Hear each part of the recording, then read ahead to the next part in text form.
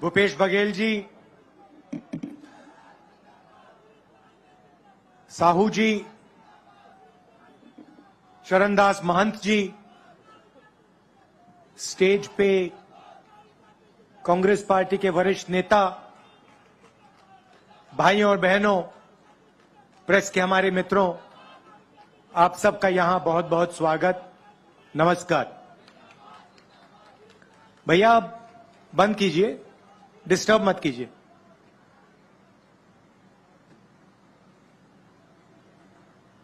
पांच साल पहले ऐसी ही मीटिंग में बघेल जी ने, मैंने, कांग्रेस पार्टी के सीनियर नेताओं ने छत्तीसगढ़ की जनता से 3-4 वायदे किए थे। सबसे बड़ा वायदा कि छत्तीसगढ़ में किसानों का कर्जा माफ होगा और एक ऐसी सरकार आएगी जो किसानों की रक्षा करेगी, जो किसानों की, मजदूरों की आवाज सुनेगी और उनको सुनकर सरकार चलाई जाएगी। हमने ये भी कहा था कि धान के लिए छत्तीसगढ़ के किसानों को 2,500 रुपए प्रति क्विंटल मिलेगा। अब मैं आपसे पूछना चाहता हूं, क्या हमने आपको सच बोला था या झूठ बोला था? हमने 15-20 बातें नहीं की थी, हमने 4-5 बातें बोली थी, मगर जो हमने स्टेज से बोला वो हमने करके दिखाया। एक और बात, हमने वायदा किया था कि छत्तीसगढ़ में किसानों को 2,500 रुपए क्विंटल मिलेगा। किया था ना? आज क्या रेट है? आज 2,500 है या 2,640 है? 2,640 है। तो जो हमने वायदा किया था उससे हम आगे निकल गए हैं। वहां हम नहीं रुके नहीं। हम आपको यह कह सकते थे कि देखिए, हमने तो 2,500 की बात करी थी, हमने 2,600, 700, 800 की बात तो नहीं की थी, मगर नहीं, हमने उसको 2,640 कर दिया और आप बोलो भी ना, हम इसको आने वाले समय में 3,000 तक ले जाएंगे। क्यों? आपको बोलने की जरूरत नहीं है, क्योंकि हम किसान के दिल में जो है उसको हम समझ जाते हैं और उसकी आवाज, जो दिल की आवाज होती है, वो हम सुन लेते हैं।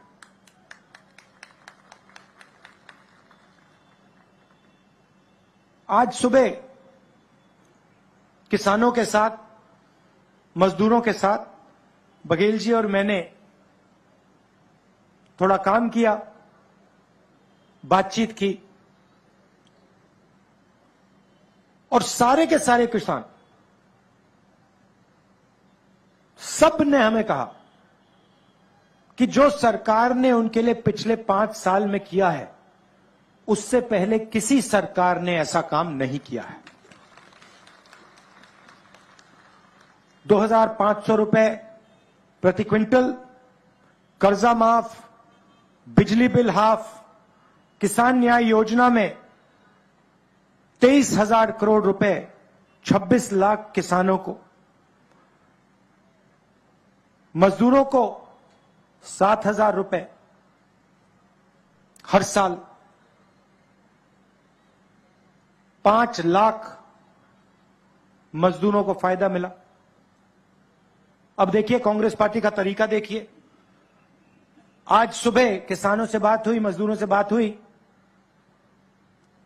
मजदूरों ने हमें कहा बघेल जी को, साहू जी को, टीएस जी को मुझे कि 7,000 रुपए थोड़ा कम है। मैंने बघेल जी से गाड़ी में बात की और हमने निर्णय ले लिया कि 7,000 नहीं, अब 10,000 रुपए हो जाएगा।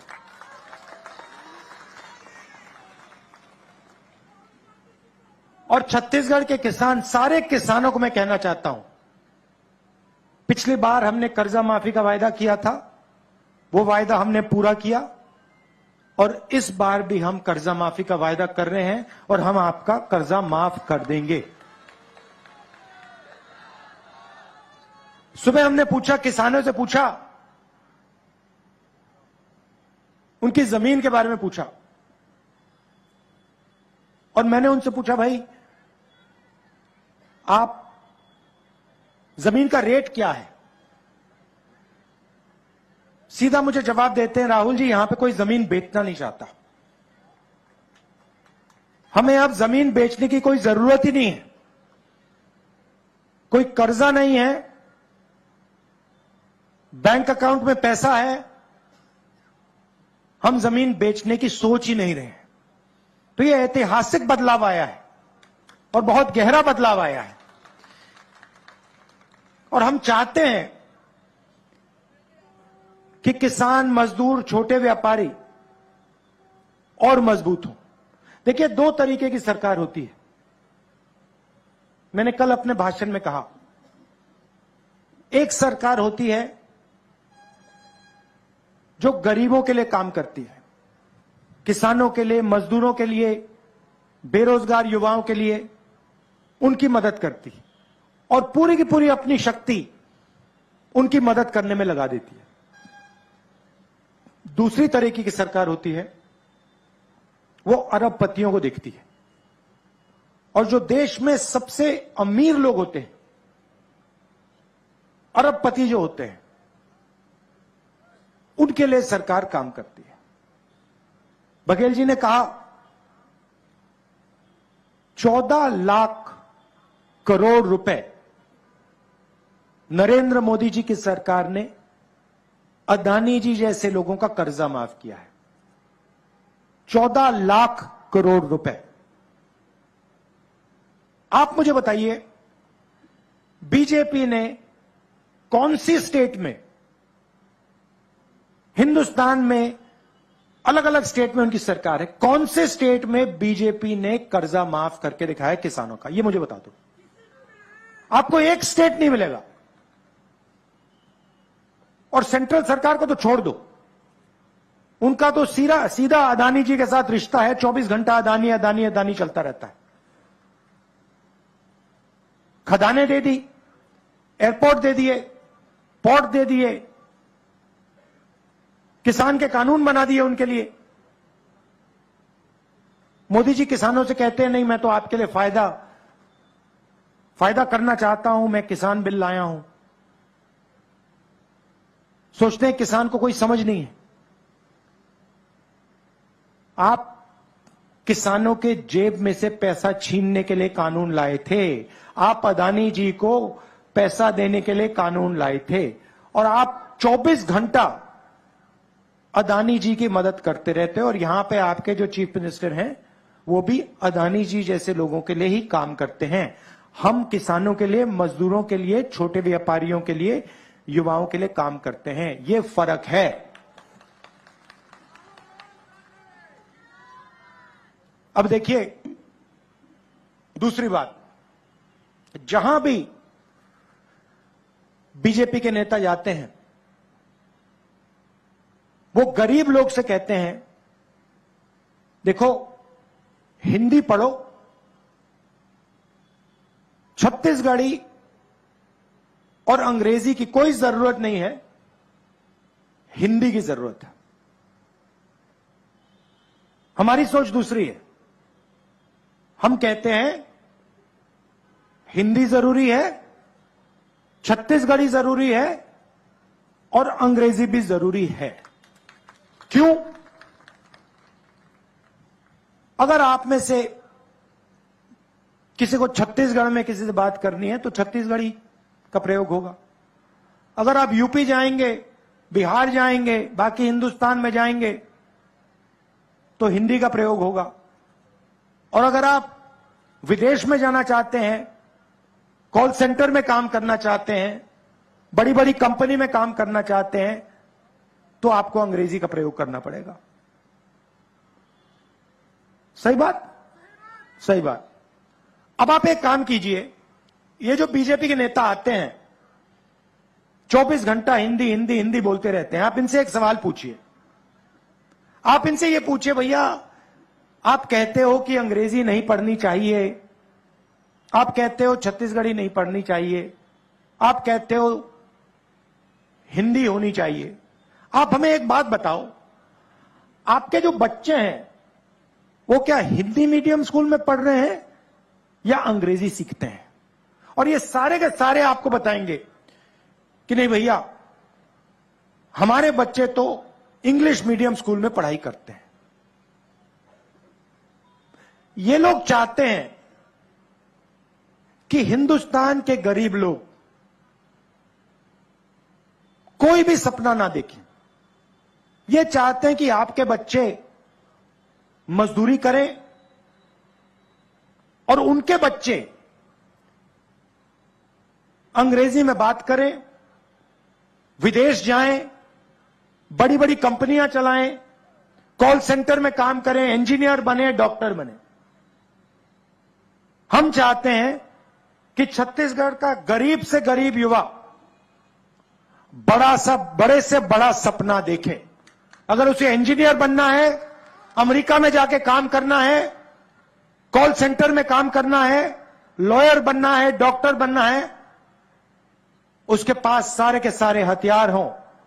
अगर उसे छत्तीसगढ़ी की जरूरत हो, छत्तीसगढ़ी, अगर उसे अंग्रेजी की जरूरत हो, अंग्रेजी, अगर उसे हिंदी की जरूरत हो तो हिंदी। यह हमारी सोच है। और इसीलिए पूरे छत्तीसगढ़ में हमने तकरीबन 400 Swami Atmanand English medium school खोले हैं। और इसको, ये हमने जो जाल फैलाया है, इसको हम और फैलाएंगे और इसको और गहरा करेंगे। 33 नई यूनिवर्सिटीज एस्टेब्लिश की हैं। और कल हमने एक नया अनाउंसमेंट किया, केजी टू पीजी। इसका मतलब समझे आप? समझे केजी टू पीजी का मतलब क्या है? इसका मतलब केजी से लेकर पीजी तक छत्तीसगढ़ की सरकार मुफ्त में शिक्षा देने जा रही है। ये लोग, बीजेपी वाले लोग, स्कूल को, कॉलेज को, अस्पताल को प्राइवेटाइज कर रहे हैं। जैसे बघेल जी ने अभी कहा,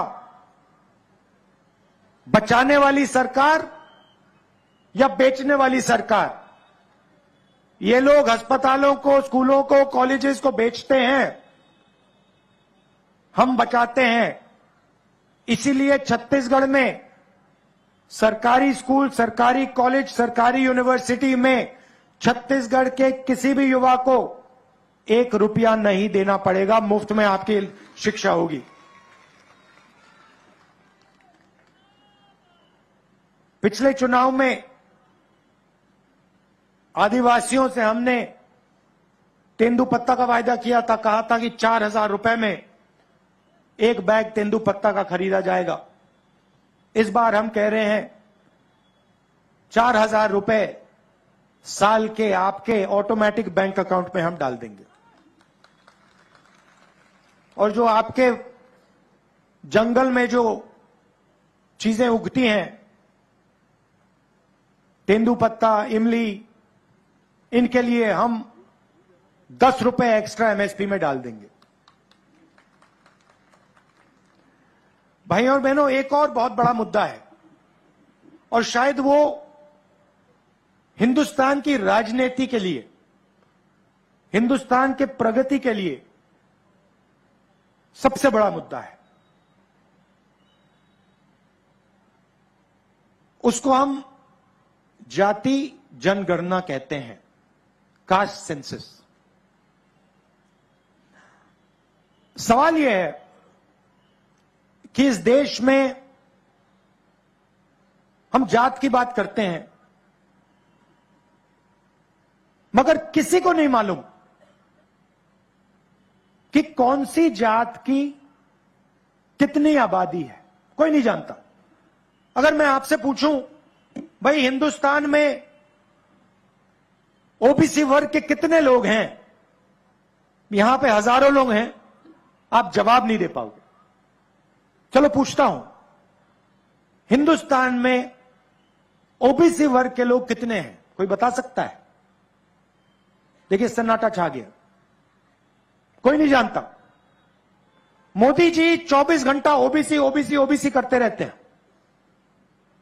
मगर इस देश को यह नहीं मालूम कि ओबीसी कितने हैं, आदिवासी कितने हैं, दलित कितने हैं, और आदिवासी के अंदर, दलित के अंदर अलग अलग कितनी जाति हैं और उनकी आबादी कितनी है। अब आप पूछोगे भैया इसकी क्या जरूरत है? बीजेपी के लोग कहते हैं भैया क्या जरूरत है, देश को क्यों पता लगे ओबीसी कितने हैं? मैं आपको बताता हूं। अगर हम भागीदारी की बात करते हैं, अगर हम देश की हिस्सेदारी की बात करते हैं, तो हमें पता लगाना पड़ेगा कि अलग अलग जातों में कितने लोग हैं। मैं उदाहरण देता हूं आपको। हिंदुस्तान की सरकार को एमपी नहीं चलाते। लोग सोचते हैं कि भाई लोकसभा और राज्यसभा के मेंबर ऑफ पार्लियामेंट हिंदुस्तान की सरकार को चलाते हैं, मगर जो सच्चाई जानता है वो आपको 1 मिनट में कह देगा कि हिंदुस्तान की सरकार को 90 आईएएस के ऑफिसर्स चलाते हैं। आप सिर हिला रहे हैं, सही बोला ना मैंने? मतलब 90 लोग हैं जो इस देश की सरकार को चलाते हैं। उनको हम secretary to government of India कहते हैं। सबसे बड़ा अफसर होता है कैबिनेट सेक्रेटरी, और उसके नीचे 90 अफसर होते हैं secretary to government of India. ये लोग हिंदुस्तान की सरकार चलाते हैं। कैसे चलाते हैं? मनरेगा में कितना पैसा जाता है ये निर्णय लेते हैं। मनरेगा कैसे बनेगा, मजदूरों को कैसे पैसा दिया जाएगा, कॉन्ट्रैक्टर को कैसा पैसा दिया जाएगा, सड़क कहां बनेगी, कैसे बनेगी, अंत में ये लोग निर्णय लेते हैं। तो सवाल यह है, अगर सचमुच में ओबीसी की भागीदारी है, या दलितों की भागीदारी है, या आदिवासियों की भागीदारी है, तो इन अफसरों में भी ओबीसी की, दलितों की, आदिवासी अफसर होने चाहिए। और कम से कम अगर देश में मान लो 50% ओबीसी हैं, तो 90 में से 50% ओबीसी होने चाहिए। तब हम कह सकते हैं हां भैया ओबीसी की भागीदारी है। और 90 में से मान लो दलितों की 15% आबादी है, तो 15% दलित होने चाहिए। और मान लो हिंदुस्तान में 15% आदिवासी हैं, तो 15% उसमें आदिवासी होनी चाहिए। तो फिर हम कह सकते हैं हां भैया आदिवासी भी शामिल है, दलित भी शामिल है, ओबीसी भी शामिल है। और जब हिंदुस्तान का बजट बांटा जाता है, लाखों करोड़ रुपए बांटे जाते हैं, तो उसमें ओबीसी की भी आवाज है, दलित की भी आवाज है, आदिवासी की भी आवाज है, जनरल की भी आवाज है। अब सच्चाई सुनिए, 90 अफसर हैं, 90 में से 3 अफसर ओबीसी से आते हैं। आदिवासियों की बात करते हैं 90 में से 3 आदिवासी हैं, 3 ओबीसी हैं। और मजा वहां नहीं बंद खत्म होता। अगला सवाल यह है कि ठीक है, ये जो ओबीसी अफसर हैं, ये जो 3 हैं, ये बजट में कितने पैसे का निर्णय लेते हैं? यहां जो ओबीसी युवा हैं, आप हिल जाओगे, आपको गुस्सा आएगा। भाइयों और बहनों, हिंदुस्तान के बजट में ओबीसी अफसर सिर्फ 5% निर्णय लेते हैं। क्या हिंदुस्तान में ओबीसी की आबादी 5% है? कम से कम 50% है। तो ओबीसी युवाओं को नरेंद्र मोदी से यह सवाल पूछना चाहिए, हमारी आबादी 50%, आप 24 घंटे कहते हो ओबीसी सरकार, ओबीसी सरकार, ओबीसी सरकार, और हमारा हक 5%। ये किसका बेवकूफ बना रहे हो आप?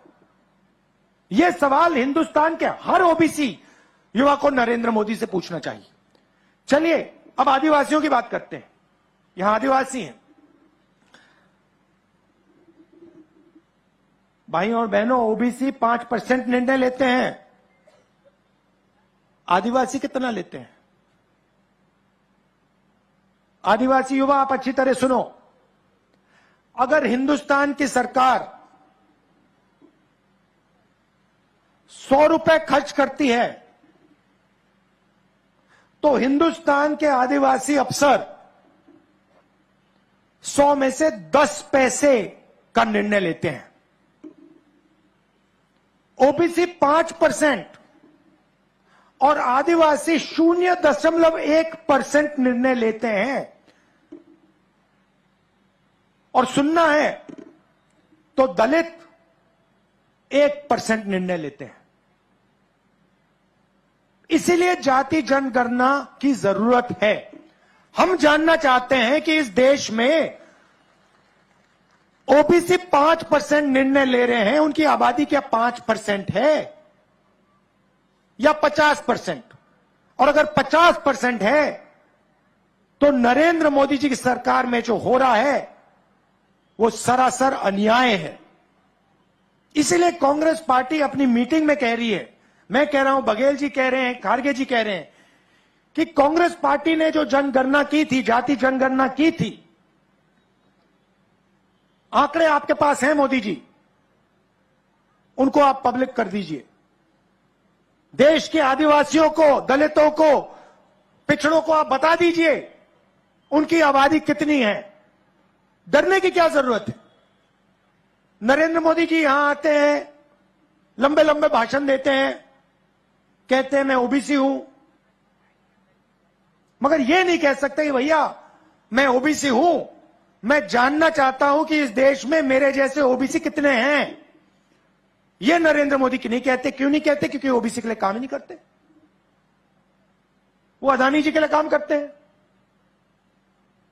और अगर उन्होंने कह दिया, गलती से भी कह दिया कि भैया जाति जनगणना होनी चाहिए, तो जो वो अदानी जी के जेब में डाल रहे हैं वो नहीं डाल पाएंगे। तो हमने तो निर्णय ले लिया है, जैसे ही हमारी सरकार दिल्ली में आएगी, हम उसी दिन जाति जनगणना का काम शुरू कर देंगे। और यहां पे छत्तीसगढ़ में हमारी सरकार आएगी तो जाति का सेंसस उसी दिन छत्तीसगढ़ में शुरू हो जाएगा। कर्नाटक में शुरू हो गया है, राजस्थान में शुरू हो गया है, यहां पे भी हम काम शुरू कर देंगे। यह मैं आपसे कहना चाहता था। और जाति जनगणना के बाद पिछड़ों का, दलितों का, आदिवासियों का एक नया चैप्टर लिखा जाएगा। उनकी प्रगति के लिए, उनके विकास के लिए ऐतिहासिक काम शुरू हो पाएगा। आप सब यहां आए, इसके लिए दिल से बहुत बहुत धन्यवाद। नमस्कार, जय हिंद।